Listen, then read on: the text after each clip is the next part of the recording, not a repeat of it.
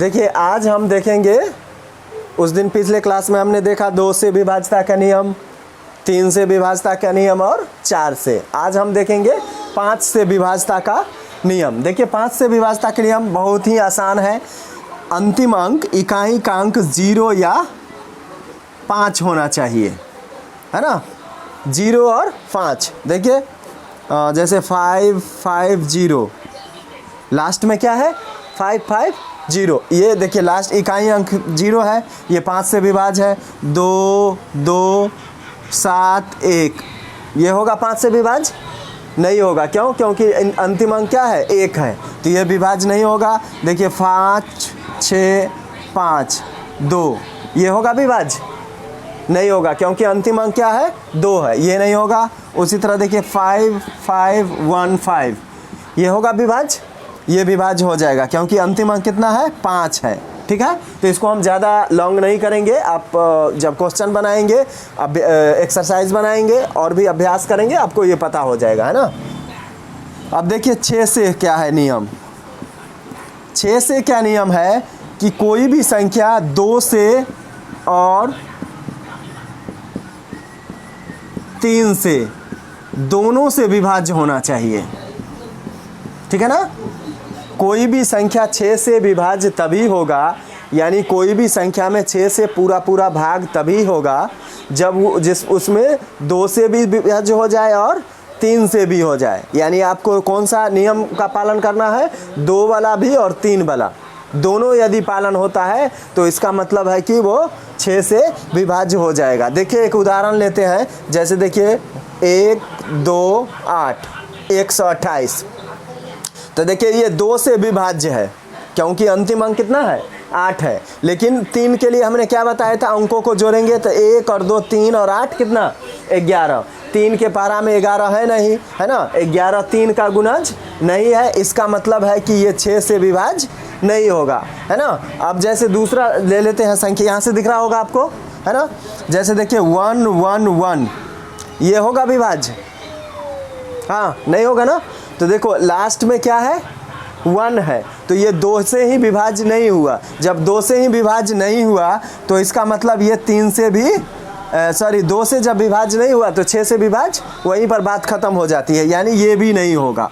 अब देखिए दूसरा लेते हैं 3 3 0, देखिए ये 2 से विभाज्य है, इधर से दिख रहा है ना, 3 और 3 कितना 6, ये 2 से ही विभाज्य है, क्योंकि अंतिम अंक कितना है 0, और दोनों को तीनों अंकों को जोड़ेंगे तो 3 और 3 6 और 0 6, यानी 3 से ही विभाज्य, यानी 6 से ये विभाज्य हो जाएगा, है ना। अब जैसे देखिए 5 6 1, तो देखिए ये होगा विभाज्य नहीं होगा, क्योंकि ये 2 से ही विभाज्य नहीं है, अंतिम अंक कितना है 1 है। तो जब ये 2 से ही विभाज्य नहीं है तो फिर 3 से 6 से कैसे विभाज्य होगा, है ना, ये विभाज्य नहीं होगा।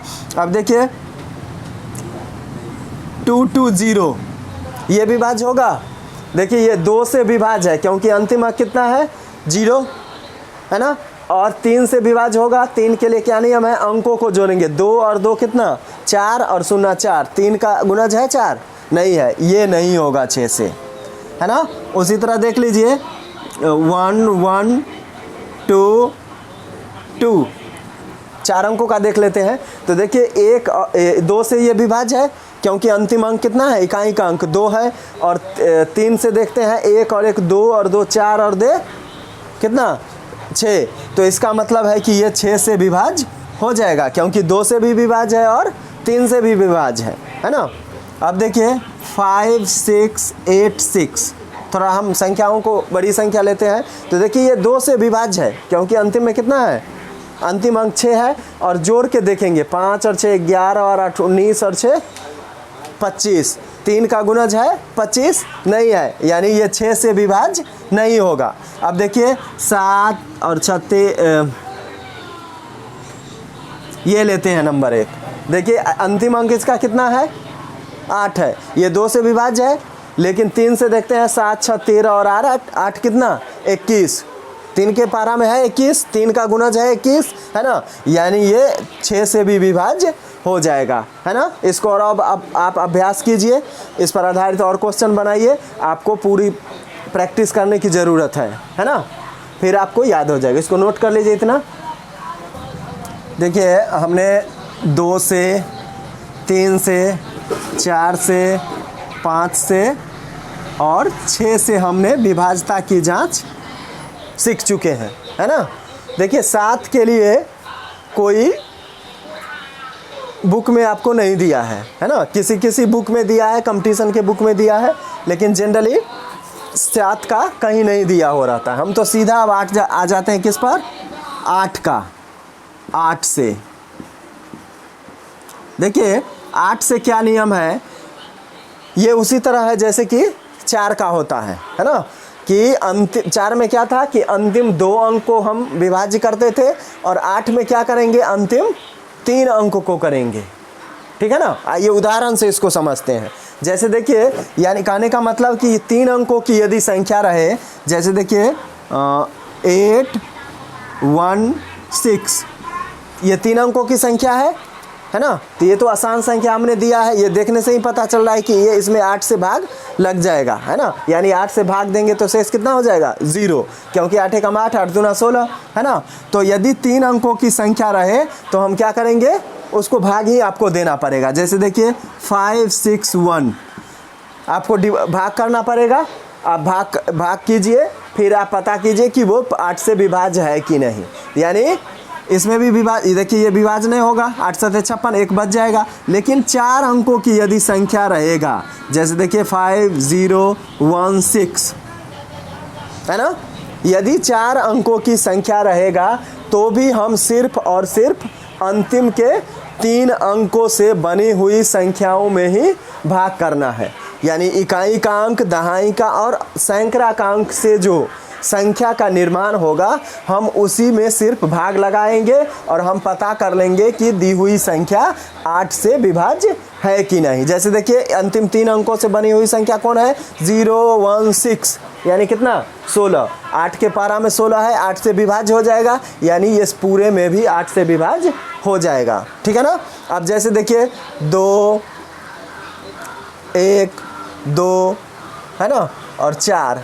अब देखिए इसमें हम क्या करेंगे, ये भी 4 अंकों की संख्या है। आपको करना क्या है, अंतिम जो 3 अंकों से बनी हुई संख्या है उसी में 8 से विभाज्य करना है। तो देखिए इसमें विभाज्य करेंगे तो क्या होगा, देख ले, यहीं पर कर लीजिए। आपको नहीं समझ में आ रहा है तो 8 से, 8 एकम 8, 4 4, 8 5 40। देखिए 4 शेष बचा। मैंने कहा था कि जितना से हम भाग करेंगे शेष उससे हमेशा क्या होगा, कम ही आएगा। देखिए 8 से भाग दे रहे हैं 4, तो ये हो गया हमारा भाग, यानी इसमें शेष बच गया, यानी ये विभाज्य नहीं है। ठीक है। यानी 8 से आपको क्या करना है, चाहे 4 अंकों की संख्या रहे, 5 अंकों की संख्या रहे, 6 अंकों की संख्या रहे। जैसे एक और उदाहरण लेते हैं, देखिए 6 6 6 1 6, है ना, 5, और थोड़ा लॉन्ग कर देते हैं। तो देखिए ये 6 अंकों की संख्या है ना।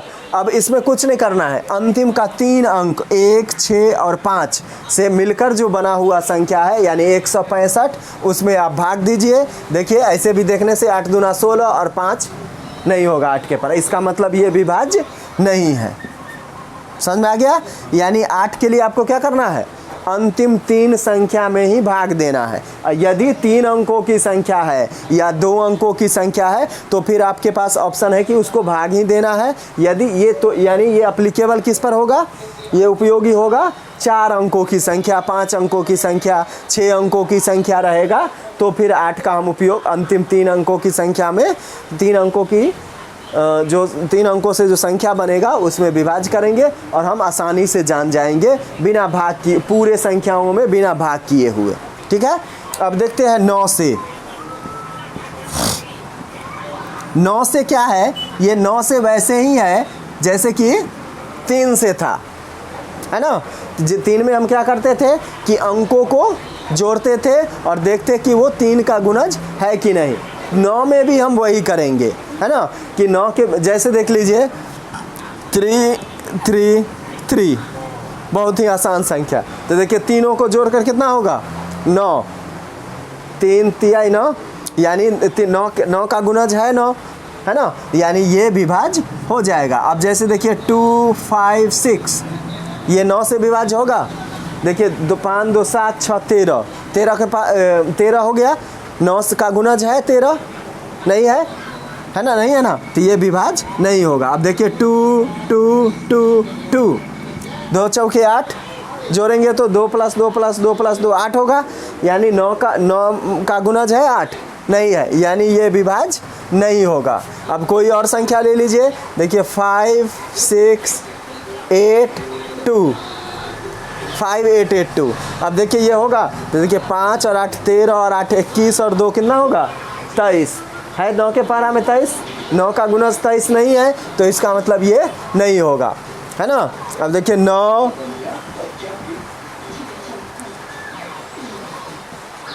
देखिए ये संख्या 9 1 2 4 2 ये होगा, तो देखिए क्या करेंगे, वही सबको अंकों को जोड़ेंगे, तो 9 + 1 10 2 12 2 14, है ना,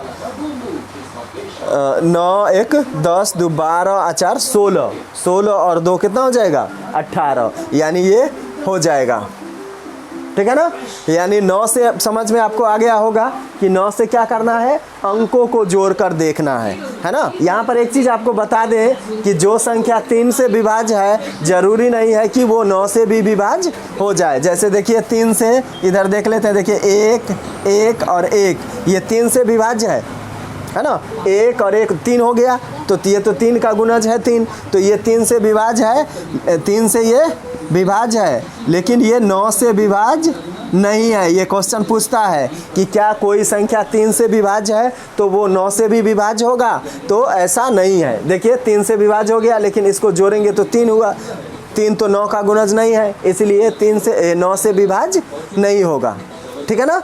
अब देखिए उसी तरह देखिए 2 2 2, देखिए ये 3 से विभाज्य है, 3 से विभाज्य है ना, लेकिन ये 9 से विभाज्य नहीं होगा, है ना। उसी तरह देखिए 5 5 5, है ना, कितना हुआ 15, 3 के पारा में 15 है, 3 से विभाज्य है, 3 से ये विभाज्य है, लेकिन 9 से विभाज्य नहीं है। तो ये क्वेश्चन यदि आप कहीं रहे कि किसी संख्या 3 से विभाज्य है तो वो 9 से भी विभाज्य होगा, तो इसका जवाब क्या होगा, नहीं। लेकिन यदि कोई संख्या 9 से विभाज्य है उल्टा, तो वो 3 से विभाज्य होगा, क्योंकि 9 का जितना भी गुणज है वो 3 का भी गुणज होता है, ठीक है ना। इसको नोट कीजिए।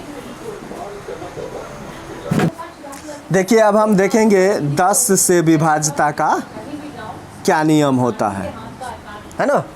10 के लिए 5 के जैसा ही है, जैसे कि उसमें अंतिम अंक 0 और 5 होता था, अब इसमें अंतिम अंक क्या होगा, 0 होगा। बहुत ही आसान है ये। जैसे देखिए 20 ये होगा, 300 होगा, 5160 ये 10 से हो जाएगा, ठीक है। आपको अंतिम अंक क्या देखना है, 0 है, फिर वो 10 से विभाज्य हो जाएगा। देखिए 1285 ये होगा, नहीं होगा, है ना, जबकि ये 5 से हो जाएगा, है ना। तो ऐसे ये भी क्वेश्चन पूछ सकता है, हालांकि ऐसा क्वेश्चन पूछता नहीं है, लेकिन पूछेगा यदि आपसे कोई यदि पूछ देता है कि यदि किसी संख्या में 5 से विभाज्य है तो वो क्या 10 से भी विभाज्य होगा, तो ये ज़रूरी नहीं है। 5 से विभाज्य है, लेकिन देखिए ये 10 से विभाज्य नहीं है ना। तो क्वेश्चन का गणित में क्या कोई अंत नहीं है, आपसे कोई भी क्वेश्चन कोई पूछ सकता है।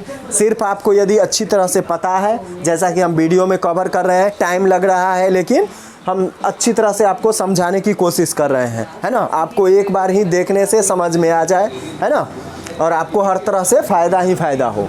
देखिए उसी तरह कोई और नंबर ले लीजिए 5600, अंतिम में कितना है 0, ये विभाज्य हो जाएगा। और कोई अंक आएगा 1 2 6 5, ये 5 नहीं होगा, है ना। 6687 ये होगा, ये नहीं होगा।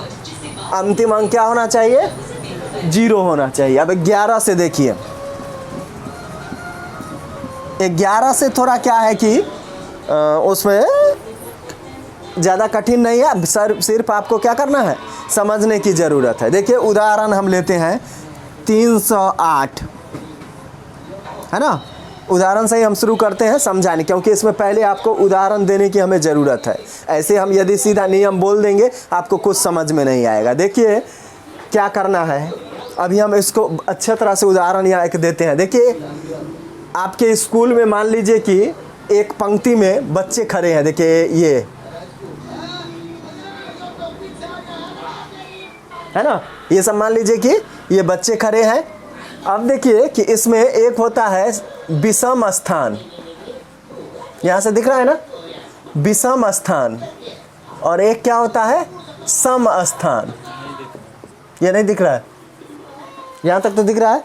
तो एक होता है सम स्थान, है ना। तो देखिए विषम स्थान पर कौन कौन है, देखिए पहला लड़का, तीसरा लड़का, है ना, पांचवा लड़का, है ना, सातवां लड़का, नौवां लड़का। इसको हम बोलेंगे कि ये सब लड़के जो है पहले, तीसरे, पांचवें, सातवें और नौवें लड़के जो हैं वो किस स्थान पर खड़े हैं, विषम स्थान पर खड़े हैं। और बाकी जो दूसरे, चौथे, छठे, आठवें, दसवें, इस तरह से ये कौन सा स्थान उसको बोलेंगे, सम स्थान, है ना। तो ये आपको मतलब आसानी है, दूसरा, चौथा। तो यही चीज़ इसमें, इससे क्या रिलेटेड है, इससे इस नियम से कैसे रिलेटेड है वो अब बताते हैं। तो क्या करना है, 11 से कोई भी यदि संख्या को जांच करना हो कि वो 11 से क्या है, विभाज्य है कि नहीं, तो हम दाहिने तरफ से, किस तरह से, दाहिने ओर से आपको विषम स्थान वाली संख्याओं को जोड़ना है। जैसे तो कौन सा स्थान विषम हो जाएगा, देखिए विषम स्थान पर क्या है, 8 है, फिर एक छोड़ दीजिए 3 है, 8 और 3 कितना हो गया, 11 हो गया। और जो सम स्थान पर बची हुई संख्या है, जैसे इसमें एक ही है, या मान लीजिए 4 अंकों की होता तो दूसरा अंक चौथा अंक को जोड़ते, है ना। तो इसमें एक ही है, तो और जो उन दोनों संख्याओं को क्या करना है, आपको घटा देना है। जो बड़ी संख्या उसमें से छोटी संख्या घटा देना है, और उसका जो आएगा सम करके, उसका जो अंतर होगा, है ना, घटा के आएगा, उसको संख्या, वो संख्या 0 होना चाहिए, और नहीं तो क्या होना चाहिए, 11 का गुणज होना चाहिए। देखिए यहाँ 0 है, यानी ये 11 से विभाज्य है ना।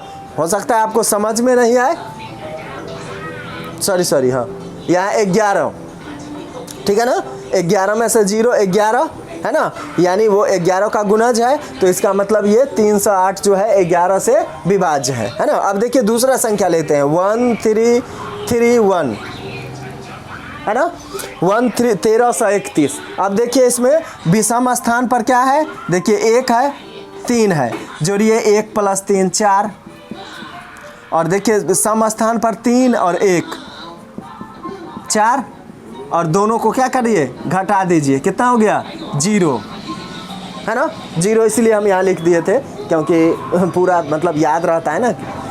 तो कितना है, 0। तो देखिए जो अंतर होना चाहिए विषम स्थानों और सम स्थानों के अंकों का योगफल, जो अंतर होगा वो या तो 11 का गुणज होगा, और नहीं तो क्या आना चाहिए, 0 आना चाहिए। यदि ऐसा आ रहा है तो वो 11 से विभाज्य हो जाएगा। दूसरा संख्या लेते हैं, यहाँ देख लेते हैं, देखिए 1 3 5 6 2 5, है ना। समझने के लिए हम ले लिए हैं संख्या। अब देखिए इसमें विषम स्थान पर कौन कौन संख्या है, देखिए 5 6 3, तो 5 + 6 + 3 क्या करना है, उसको जोड़ना है। तो 5 6 11 और 3 कितना हो जाएगा, 14 होगा।